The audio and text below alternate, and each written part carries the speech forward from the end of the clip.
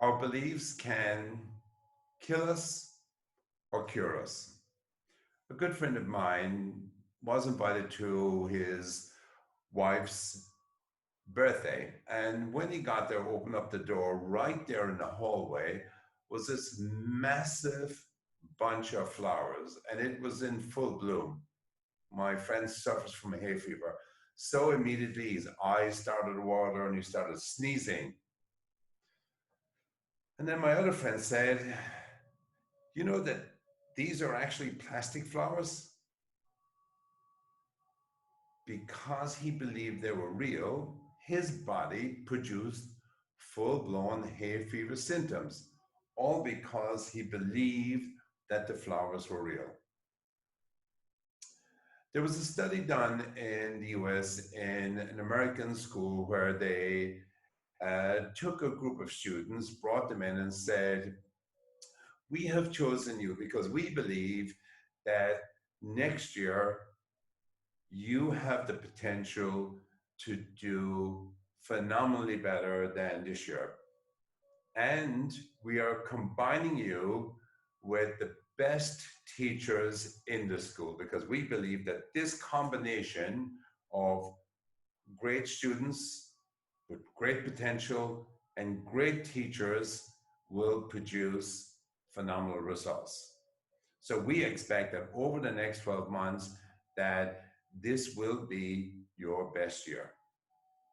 Then they called in the teachers and said, "We have chosen you because we believe that you are the best teachers in this school. And we have selected a special group of students because we believe that their potential is untapped, that they are not, that previous combination of being combined with our teachers didn't work. But we believe that you and these students can produce phenomenal results."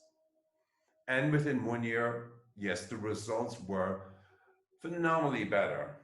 Every single student who had been selected showed a dramatic improvement in academic results. So they called the teachers back in and said, "Congratulations, you did a phenomenal job. Look at those results." Teachers were proud of themselves. They looked around each other, smiled at each other, even shook each other's hands. And then the researchers said, "We have something to tell you. Those students were chosen at random. They weren't the best students. They didn't have the best academic record. In fact, some of them performed very badly before we put them on this program." Teachers look at each other. Oh, obvious. It's us. We are phenomenally good teachers, and that's why we got these great results. Then the researchers said, "We have something else to tell you. You were chosen at random as well." Because the teachers believed that they were special and they were expected to produce these results, and because the students also believed that they had this great potential, the academic results were dramatic improvement. In medicine, we have what is known as the placebo effect. So a placebo is either a fake pill, a fake injection, even fake surgery used to be able to treat people. In a clinical trial, they could take for example, a fake injection and give it to uh, maybe half of the people on the study and give the real injection to the other half. Thing is that none of the participants know which one they've been given. They're not even, they all believe it's real. They all believe that they're getting this injection and it's going to help them overcome whatever symptoms that they have. Maybe it's from migraine headaches, or maybe they're suffering from hypertension, high blood pressure. Doesn't matter. The interesting thing is those people who are given the fake pill, drug, or surgery actually improve. Again, showing that there's a direct correlation between our beliefs and our health. It's also uh, pretty much sure proven that our beliefs affect our behavior. It affects how we perform in the real world. If you believe that other people are difficult to deal with, your behavior will produce those results, confirming that yes, I'm absolutely right, that they are actually, that they are, people are difficult. So let's take an example of somebody who believes that their partner is difficult to deal with. Yeah. Anytime the partner behaves unreasonable anyway, even if it's a minor thing, that will be confirmation of the belief that the partner is actually a difficult person. And of course, when you're dealing with difficult people, you often become difficult yourself. You become agitated, you become more frustrated with the situation, which feeds on it as well. So if you believe that learning to cycle or learning to swim is going to be very, very difficult, your belief may even prevent you from even trying. If you believe that starting a new business is full of risks, full of dangers, you could lose all your money, you won't even try. Your belief keeps you away from doing things that could change your life. Even when you're doing things that you know should result in positive results, the belief that it's going to be difficult, that you don't have the skills or that you're not very good at it, saying things like, well, I'm not really very good at this or I've never been good at that, those beliefs cause failure. So we have to be very careful about, and very careful. We can't afford to believe stuff that doesn't help us. Now, of course, got to be realistic here. You can't just believe that you're good at Excel spreadsheet without doing any work. Doesn't work like that. You have to put some work into doing stuff, right? You know, it would be stupid and dangerous to believe that you can go up to the top of a tall building and fly. I believe I can fly. Actually, you are right. You can fly, but only in one direction and for a very short space of time. So, yeah, yes, there were dangerous beliefs. There are some people who believe stuff and then go off and cause all sorts of problems for themselves because they don't know. So, beliefs have got to be grounded in some form of reality. Yeah. And there is no substitute for doing the actual work in developing a skill, talent, putting the hours in as well. So believing in something has to be combined with the practicalities of the real world. But even if you have the skills, but you don't have the belief, you won't get the results you're looking for. So it's all very simple. All we have to do is just believe that we're good at something, maybe use some positive thinking, affirmations. Oh, I've got a better one. How about some New Year's resolutions? They always work, don't they? No, they don't, right? None of that stuff really works. And it's because our mind has two parts. There's the unconscious, and then there's the conscious mind, and then there's the subconscious mind. About 10, maybe at most 15% of all our behavior is under the control of our conscious mind. The other 85% is all under control of the subconscious mind. Now we know conscious mind is very smart. It allows us make all sorts of decisions and get through every day and produce results. However, the unconscious mind is even more powerful.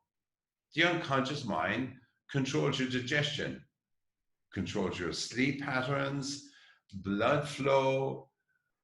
Even when you go to bed at night, your unconscious mind moves you around in the bed to make you comfortable. We're not aware of it. We move several times in the night. That's not conscious mind, that's your unconscious mind making us comfortable. So the problem is, if we want to change a belief, we definitely can use affirmations, positive thinking, visualization. They do have an impact, and I would encourage people to do it. The problem is that you have to consciously remember to do these things and be focused on them all the time. So there is a better way. Actually, there's two ways, and you can even combine these two ways. One is through meditation.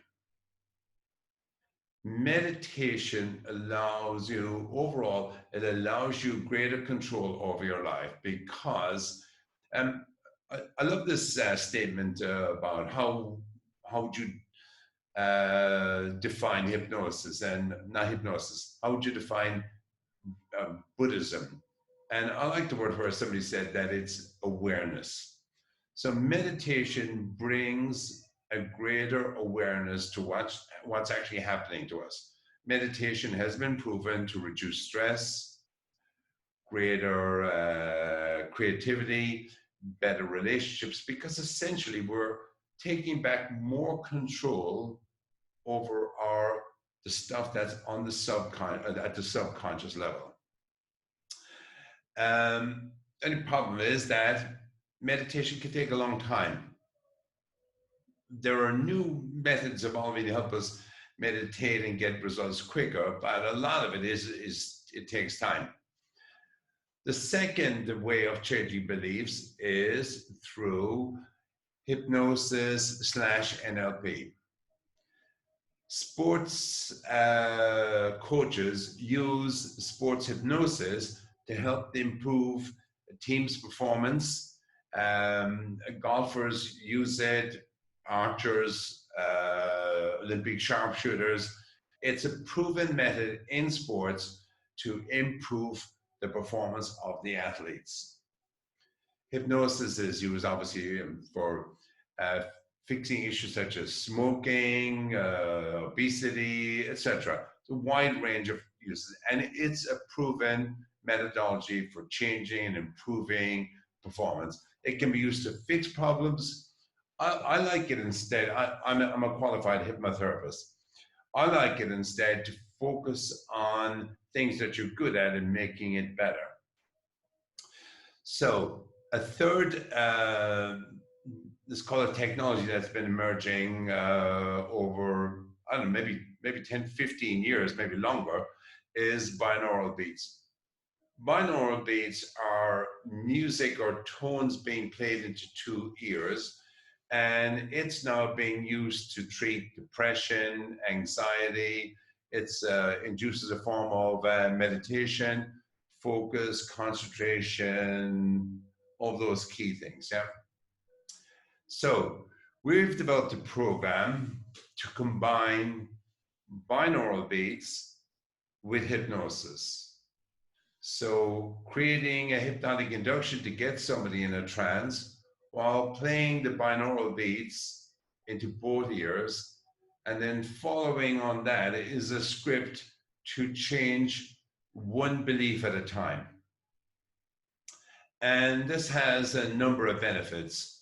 First of all, you actually get meditation as well in this, because the binaural beats plus the hypnosis is an additional form of meditation.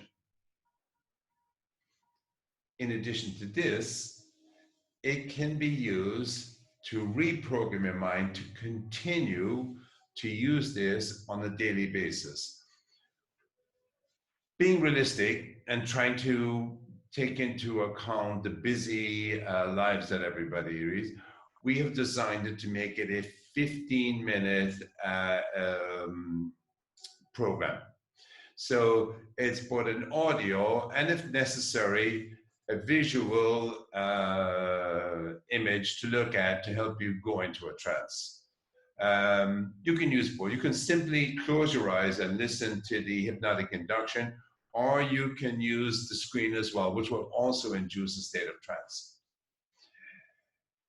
15 minutes for 21 days. You can do it more than once a day if you want. And the 21 days is designed or suggested to change a limiting belief. You can do more than one if you want, but we would suggest that we would give us a certain program to do this.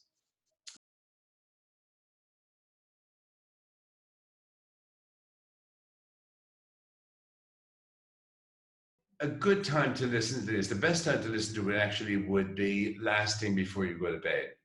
And this would simply involve putting a set of headphones on. You need headphones. It's not as effective if you're listening to it on a stereo or a mono source, because you also get the benefit of the binaural beats. And here's a good thing. You don't even have to be awake. Your subconscious mind is always alert, always aware of what's going on around you. That's why it does all that other stuff as well. So just putting that on for 15 minutes is all you need to do. If you work in the middle of the night, you just take off the headphones, no problem. And it works best at that time because you're more open to suggestions. You can listen to it first thing in the morning, nothing wrong with that, or listening it to even twice a day. It's still only 15 minutes. Every January, you see people who join the gym with a great New Year's resolution and intention of losing weight, becoming fitter, looking better. But by the end of January, about 50% of those people no longer come to the gym. This is proven. This happens all the time. If you've ever been a gym member, you'll notice this. By the end of February, half of that number has decided not to continue. And it's only the hardcore group that make it to the end of March and take it up as a habit, because by then they'll have kept that and developed it. So it's not because these people are not committed or don't have enough willpower. It's simply because they're not utilizing the power of the subconscious mind. Now, I'm not going to tell you what to do. You probably know already how difficult it is to actually change. And it won't surprise you to know that there are easier methods for doing this. Now, as I said, I'm not going to tell you what to do. All I'm going to suggest here is that you make things easier on yourself and you use this more sophisticated, reliable, powerful way to reprogram your subconscious mind. Because you can imagine how much happier, more productive, calm, creative, focused, and financially better off you will be if you use this method rather than struggling over and over again with trying to do the things that you want to do at the conscious mind. Remember, your unconscious is 30,000 times more powerful than your conscious mind. So therefore, it's a no-brainer. Use the power of your subconscious mind to change your life for all of the benefits that I've outlined.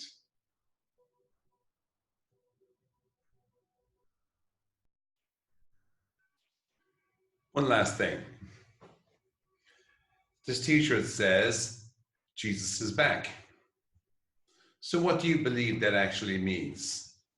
Do you believe that I believe that I'm Jesus and I'm back? One possible belief. Do you believe I am promoting Jesus, that His Spirit is with us again. Do you believe I'm being blasphemous and mocking the whole concept of Jesus?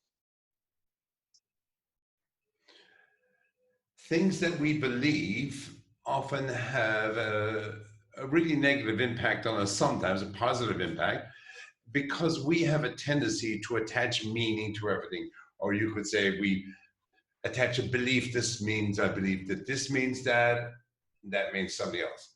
If you go about your day, you will notice that you start to attach meanings. If it's raining, you think, oh, it's going to be a terrible day, and so on. If your friend who was supposed to call doesn't call, you also sort of believe that they don't care about me. So again, as far as the t-shirt is concerned, it's just a t-shirt, not meant to offend anybody, maybe meant to get people to question what it could mean.